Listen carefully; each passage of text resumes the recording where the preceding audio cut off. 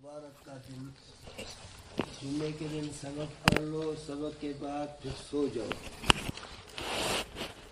जब जुम्मे की अजान हो जाए उसके बाद फिर उठ जाओ। और फिर लोग जो है जब नमाज से फारिग हो जाए आप उस वक़्त फिर गुस्ल खाने से टहलते, महकते, चमकते फिर निकलो। ठीक है। लोग नमाज पढ़ के मस्जिद से निकल रहे हो और आप उसी वक़्त जो है कमरे से, गुस्ल खाने से क्रीम पाउडर मोडर लगा के सज सजा के उस वक़्त निकलना। ठीक है अब्दुल कादिर कहते हैं हाँ ठीक।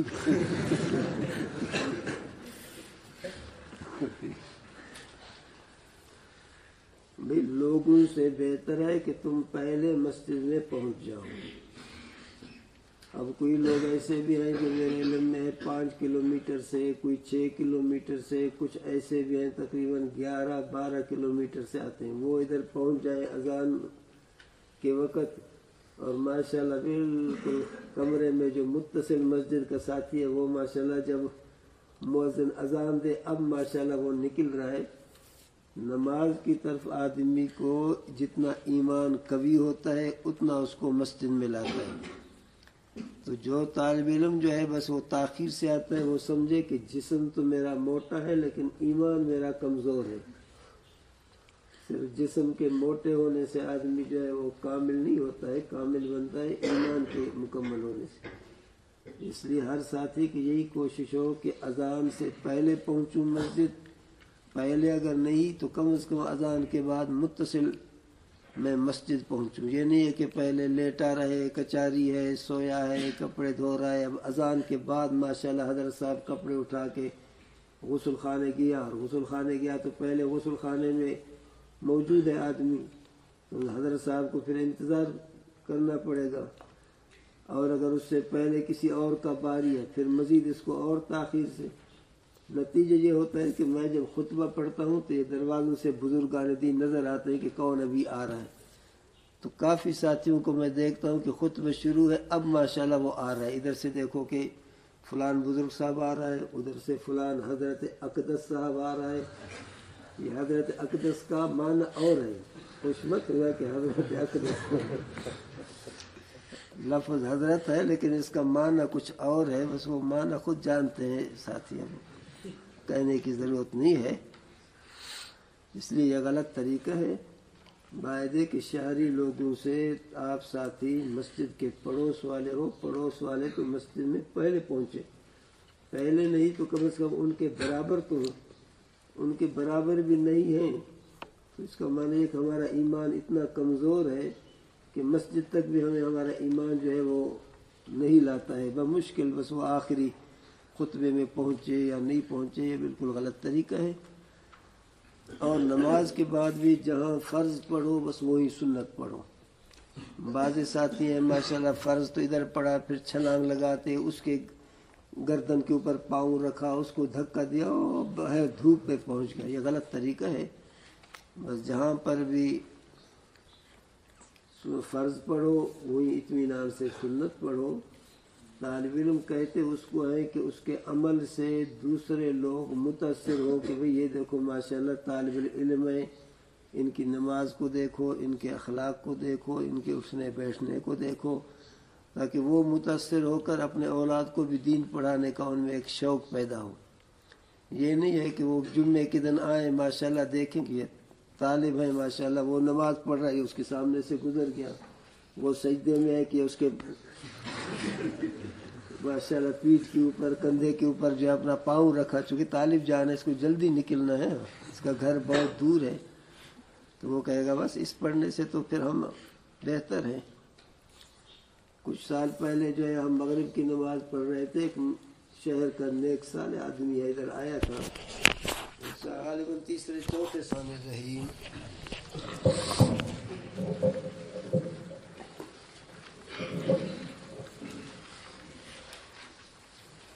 भाई इसम गैर मुतमक्किन का दूसरा किस्म है अस्माए इशारात।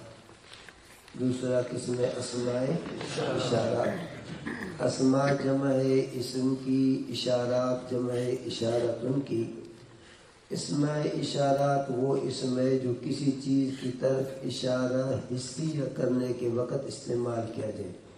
اشارہ حسی کا معنی ہوتا ہے کہ ہاتھ سے اشارہ کرو، انگلیوں سے، یعنی اعضاء سے کسی کی طرف اشارہ کی جائے تو اس وقت یہ اسماء اشارات بولے جاتے ہیں۔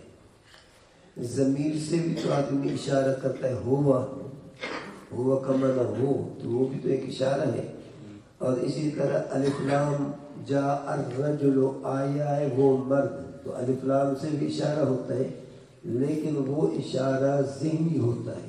وہ اشارہ کیا ہوتا ہے؟ ذہنی، یعنی اس اشارے کا تعلق ہاتھ سے، انگلیوں سے، کسی اعضاء سے نہیں ہوتا ہے۔ تو اسماء اشارات وہ اسم ہیں جو کسی چیز کی طرف اشارہ حسیہ کرنے کے وقت استعمال کیے جائیں۔ حسی اشارے کا معنی ہے جو ظاہری اعضاء سے آدمی اشارہ کرے، ہاتھ سے اشارہ کرے، انگلیوں سے اشارہ کرے۔ جن چیزوں کی طرف اشارہ کرے اس کو کہا جاتا ہے مشار الیہ۔ جس چیز کی طرف اشارہ کی جائے اس کو کہا جاتا ہے مشار الیہ۔ اب اگر مشار الیہ مذکر ہے، واحد مذکر ہے، تو اس کے لیے آتا ہے ذا کا معنی یہ ایک مرد، زان زین کا معنی یہ دو مرد۔ اگر مشار الیہ دو ہیں تو بولا جائے گا زان رفیع حالت میں، زین نصبی جری حالت میں۔ اور تا تی تے زہ زہی تیہی، اس کا معنی یہ ایک عورت۔ یہ 6 کلمات ہیں جو واحدہ مؤنثہ کے لیے استعمال کیے جاتے ہیں۔ ان میں سے جون سا کلمہ بھی آدمی استعمال کرے اس کا معنی ہوتا ہے یہ ایک عورت۔ تانے کا معنی یہ 2 عورتیں، اور تینے کا معنی بھی یہ 2 عورتیں۔ اولا الف ممدودہ کے ساتھ اور اولا بغیر الف ممدودہ کے، اس کا معنی ہے کہ یہ بہت سے مرد یا یہ بہت سی عورتیں۔ اتنی بات آگے ذہن۔ اسماء اشارات ان اسموں کو کہا جاتا ہے جو کسی چیز کی طرف اشارہ حسیہ کرنے کے وقت استعمال ہو۔ اسماء اشارات یہ ہیں ذا و زان و زین، تا و تی و تے و تہی و زہی و تان و تین و اولا و اولا۔ اب یہ زان زین اگرچہ بظاہر رجلان رجلین کی طرح ہے، ظاہری آدمی کو یہ وہم ہوتا ہے کہ یہ مورب ہے۔ رفیع حالت ان کا الف کے ساتھ ہے، نصبی جری حالت بولو تو صحیح یا کے ساتھ ہے، حالانکہ یوں نہیں ہے، بلکہ یہ زان زین کو مستقل طور پر واضح نے اسی طرح وضع کیا ہے۔ یہ زان تسنیہ کے لیے رفیع حالت میں، زین تسنیہ مذکر کے لیے نسبی جری حالت میں، خود واضح نے ان کو اسی طرح وضع کیا ہے۔ یہ نہیں ہے کہ زان زا کا تسنیہ ہے اور زین جو ہے وہ زا کا تسنیہ ہے، جیسے رجل سے رجلان رجلین، یوں نہیں ہے۔ اگر یہ زا سے بنتے ہیں، زا کا معنی ایک مرد، اور اس سے تسنیہ اور جمع بنتے، پھر یہ زبان زبین آتا، زان نہ آتا بلکہ زبان زبین آتا۔ تو اس لیے یہ زان زین یہ بظاہر آدمی کو ایک دھوکہ لگتا ہے کہ یہ مورب ہے رجلان رجلین کی طرح، اگرچہ شکل ان کی رجلان رجلین کی طرح ہے، لیکن یہ حقیقت میں مستقل الفاظ ہیں، مستقل طور پر ان کو واضح نے وضع کیا ہے۔ یہ کسی واحد سے بنائے نہیں گئے ہیں، جیسے رجلان رجل سے بنایا گیا ہے، رجلین رجل سے بنایا گیا ہے، یہ کسی سے بنائے نہیں گئے ہیں، بلکہ اسی طرح ان کو واضح نے وضع کیا ہے۔ اتنی بات آگے ذہن میں۔ اولا الف ممدودے کے ساتھ اور اولا الف مقصورہ کے ساتھ، اس میں واو کا لکھنا واجب ہے۔ حمزہ اور لام کے درمیان جو واو لکھا ہوا ہے، اس واو کا لکھنا کیا ہے؟ واجب ہے۔ یہ واو لکھنا واجب ہے، پڑھا نہیں جاتا ہے۔ یہ واو کیوں لکھا جاتا ہے اور پڑھا نہیں جاتا؟ جیسے وہ امرن کے اندر واو جو ہے وہ لکھا تو جاتا ہے لیکن اس کی وجہ یہ ہے کہ اگر واو کو نہ لکھیں تو الا کی صورت کے اندر ایک ہے الا، ایک ہے الا۔ اگر الف پر کیا ہے اعراب نہ ہو، حمزے پر اعراب نہ ہو تو پڑھا جائے گا الا یا الا۔ اب اگر کوئی اس کو الا پڑھے تو یہ الف جارہ ہوگا، اگر کوئی اس کو الا پڑھے تو یہ الف اس میں موصولہ ہوگا۔ تو اس میں موصولہ حرف جارہ اس میں اشارہ میں فرق کرنے کے لیے بزرگوں نے واو کو واجب قرار دیا ہے۔ جب حمزہ اور لام کے درمیان واو لکھو گے تو اس کا معنی یہ اس میں اشارہ ہے۔ جب واو نہیں لکھو گے تو سمجھا جائے گا یا تو یہ الا حرف جارہ ہے یا یہ الا اس میں، بولو تو صحیح، اس میں موصولہ ہے۔ اس لیے ان کے درمیان واو کا لکھنا واجب ہے۔ اتنی بات آگے ذہن میں۔ اسماء اشارہ جو ہے وہ تین طرح سے استعمال ہوتے ہیں، قریب کے لیے، متوسط، بعید کے لیے۔ قریب کے لیے جب استعمال ہو تو ان کے ابتدا میں ہا تنبیہ کا لگایا جاتا ہے، ہا زا، ہا زان، ہا زین، ہا اولائی، ہادہی وہ واحد مونس کے لیے، ہاتان، ہاتین، ہا اولائی جمع مونس کے لیے۔ جب مشار الیہ نزدیک ہو تو پھر اس میں اشارہ کے ابتدا میں ہا تنبیہ کا لگاتے ہیں، جس کا معنی ہوتا ہے یہ۔ اب یہ جو ہے نزدیک کے اوپر دلالت کرتا ہے۔ اور کاف جو حرف خطاب کا ہے، بعض حضرات کہتے ہیں کہ یہ مشار الیہ متوسط کے لیے آتا ہے، لیکن محققین کے نزدیک یہ کاف خطاب کا بعد کے لیے آتا ہے۔ مشار الیہ دور ہو، ان کے نزدیک گویا کہ دو صورتیں، یا مشار الیہ قریب ہوگا یا دور ہوگا، متوسط ان کے ہاں بالکل ہے نہیں۔ بعض حضرات کاف خطاب کو جو ہے متوسط کے لیے استعمال کرتے ہیں کہ ذاکا، ذاکما، ذاکم، جب مشار الیہ نہ قریب ہو نہ بعید ہو، متوسط ہو۔ لیکن محققین کہتے ہیں نہیں، بلکہ یہ کاف خطاب کا یہ بعد کے لیے آتا ہے۔ یہ کس کے لیے آتا ہے؟ ذاکا، ذانکا، زینکا، اولائکا، تیکا، تانکا، تینکا، اولائکا۔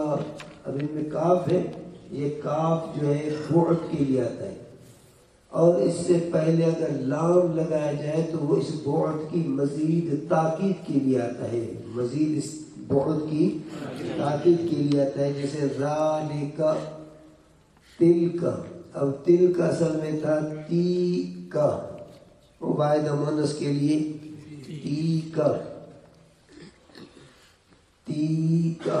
پھر یہ لام حرف ہے، اور حرف جو ہے وہ مبنی ہے، اور مبنی میں اصل ہے مبنی بر سکون۔ مبنیات میں اصل کیا ہے؟ مبنی۔ تو اب یہ یا بساکن، لام بساکن، و تیل کا ہوگا، تیل کا۔ پھر التقاء ساکنین سے اس یا کو گرا دیا، تلک الرسل۔ تو محققین کے نزدیک یہ کاف جو ہے اس میں اشارہ کے بعد یہ بعد کے لیے آتا ہے، اور لام بھی مزید اس بعد کی تاکید کے لیے آتا ہے۔ اور بعض حضرات کہتے ہیں کہ کاف جو ہے یہ متوسط کے لیے آتا ہے، اور لام جو ہے، بولو تو صحیح، بعد کے لیے آتا ہے۔ لام کس کے لیے آتا ہے؟ بعد کے لیے آتا ہے۔ ذالک میں بھی یہی سوال کہ بھئی رضا واحد مذکر کے لیے ہے، کاف بعد کا، لام بھی بعد کا، تو تم نے کہا لام ساکن ہوتا ہے۔ اب لام جب ساکن ہو تو بن جائے گا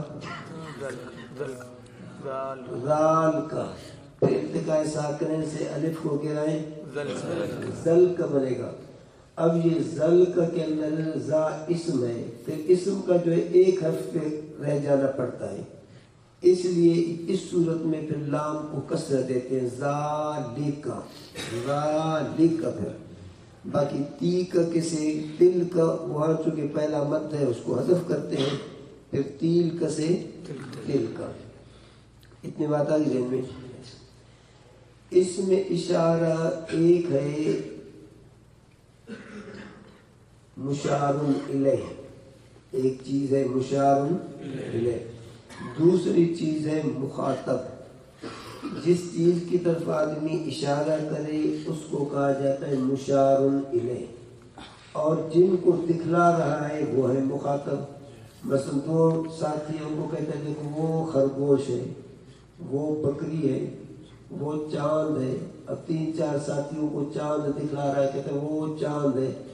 تو مشار الیہ ایک ہے مشار الیہ اور دوسری چیز ہے مخاطب. مشار الیہ جس قسم کا ہوگا اسم اشارہ کا صیغہ اسی طرح کا استعمال ہوگا.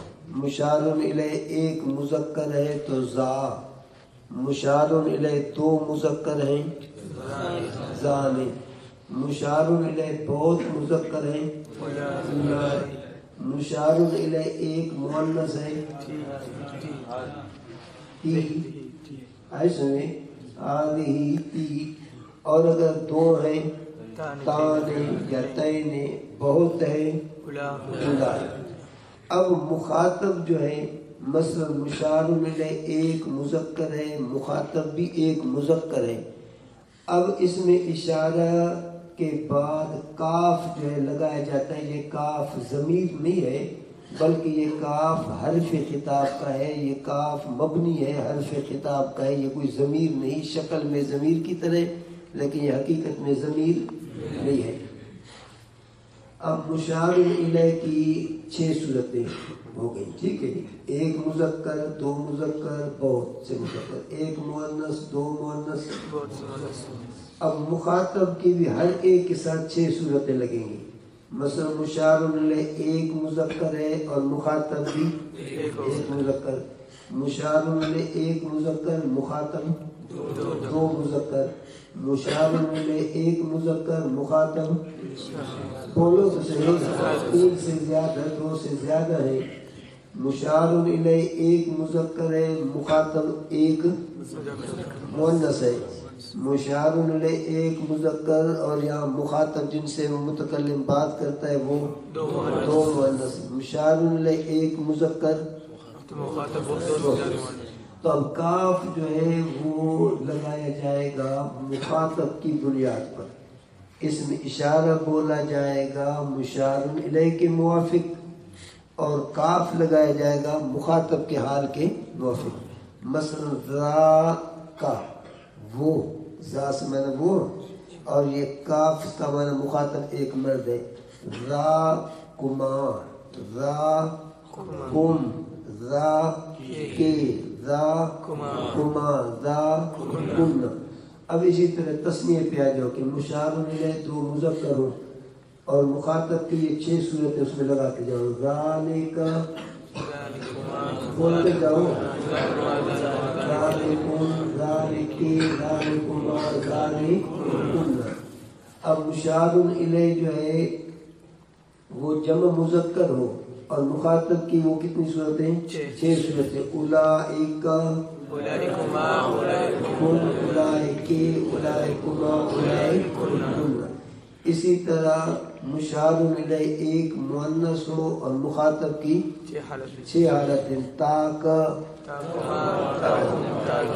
مشار الیہ 2 مؤنث ہو، مخاطب کی ہوئی 6 صورتیں. مشار الیہ بہت سے مؤنث ہو اور مخاطب کی 6 صورتیں. تو اس میں اشارہ کے بعد کبھی کبھی یہ کاف لگاتے ہیں. یہ کاف جو ہے حرف خطاب کا ہوتا ہے. یہ کاف کس کا ہوتا ہے؟ حرف خطاب کا ہوتا ہے. یہ کاف ضمیر کا نہیں ہوتا ہے. اتنی بات آ گئی ذہن میں؟ اچھا، اس میں اشارہ جو ہے، اس میں اشارہ اس کے بعد اگر آ جائے معرف باللام، جیسے ذالک الکتاب، ذالک الکتاب، تو اس وقت یہ ترکیب میں 3 چیزیں بنتی ہیں: موصوف صفت، بدل مبدل منہ مبین عطف بیان. اس صورت میں یہ مرکب غیر مفید ہے، یعنی جملے کا ایک جز ہے، دوسرا جز محذوف ہے. مثلا ذالک الکتاب، اب لا ریب فیہ یہ اس کا دوسرا جز ہو گیا. اس میں اشارہ کے بعد جب معرف باللام آ جائے تو وہ اس کے لیے خبر نہیں بنتا ہے، بلکہ وہ مشار الیہ ہوتا ہے. اس کے لیے ذالک کا مشار الیہ وہی ہوتا ہے اور خبر جو ہے معذوف ہوتا ہے. یہ مرکب غیر مفید ہے، مرکب غیر مفید ہے. اچھا، اگر ذالک کے بعد آ جائے نکرہ، اس میں اشارہ کے بعد کیا آ جائے؟ نکرہ آ جائے، تو اس صورت میں یہ نکرہ اس کے لیے خبر بنتا ہے. مثلا ذالک کتاب، یہ کتاب ہے. اب اس صورت میں ذالک مبتدا کہ کتاب اس کے لیے خبر. معرف باللام کی صورت میں ترجمہ ہوگا ذالک الکتاب کا معنی کرو گے یہ کتاب، بس ہے نہیں ہے. پھر موصول صفت والا ترجمہ کرو، بدل مبدل منہ عطف بیان والا جو بھی کرو، لیکن ہے نہیں لگاؤ گے. چونکہ ہے لگاؤ تو پورا جملہ بن جاتا ہے. ذالک الکتاب کا معنی یہ کتاب، ذالک کتاب کا معنی یہ کتاب ہے. اتنی بات آئی ذہن میں. اگر ذالک کے بعد ہے معرف باللام، ذالک کے بعد کیا ہے؟ اب تم چاہتے ہو کہ یہ معرف باللام اس کے لیے خبر بنے، یہ معرف باللام اس کے لیے، پھر اس میں اشارہ معرف باللام کے درمیان ضمیر کا لانا ضروری ہوتا ہے. اس کو کہا جاتا ہے ضمیر فصل. پھر یہ ضمیر اس اسم اشارہ کے موافق ہوتا ہے. جیسے اولئک هم المفلحون، اب المفلحون کو اس کے لیے بنا رہے تھے، بولو تو صحیح، خبر، کیونکہ معرف باللام ہے.